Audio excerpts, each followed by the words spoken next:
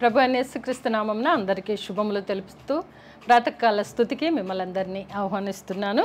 మనమందరం కలిసి ఒక పాట పాడి దేవుని స్తుతించి వాక్యం చదువుకుందాము.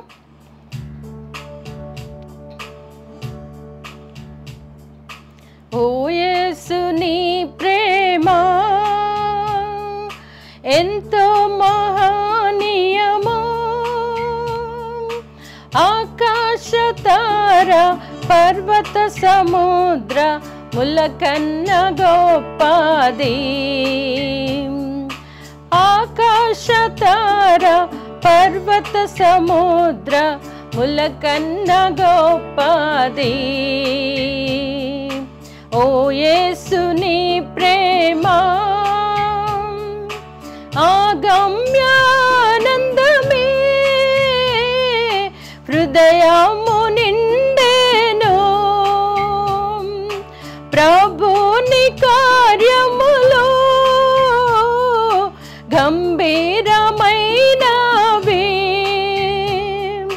ప్రతి ఉదయము సాయంత్రములు స్తుతికి యోగ్యములు. ప్రతి ఉదయము సాయంత్రములు స్తుతికి యోగ్యములు. ఓ యేసు నీ ప్రేమ సంకట సమయములో సాగాలేకున్నాను, దయచూపు నా మీద అని నేను మొర్రపెట్టగా, వింటినంటివి నా మొరకు ముందే తోడుందునంటివి.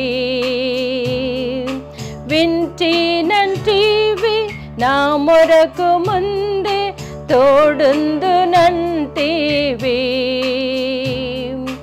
ఓ యేసు నీ ప్రేమ మరణాంధకారపు లోయాన్ని సంచరించిన నిరంతరమేసు నాదు కాపారి అయి, కరమునిచ్చి నన్ను కాయుచు నడుపు కరుణగల ప్రభువు. కరమునిచ్చి నన్ను కాయుచు నడుపు కరుణగల ప్రభువు. ఓ యేసు నీ ప్రేమ కొదువాలని ఉన్నా భయపడను నేనెప్పుడు. పచ్చిక బయలులో పారుండ చేయును, భోజన జలములతో తృప్తి పరచు నాతో నుండు యేసు. భోజన జలములతో తృప్తి పరచు నాతో నుండు యేసు. ఓ యేసు నీ ప్రేమ ఎంతో మహనీయము, ఆకాశ తార పర్వత సముద్ర ములకన్న గొప్పది.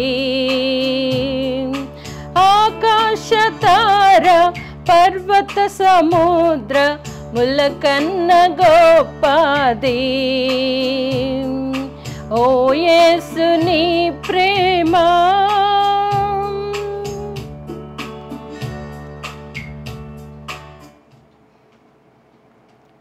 దేవునికి మహిమ కలుగును గాక.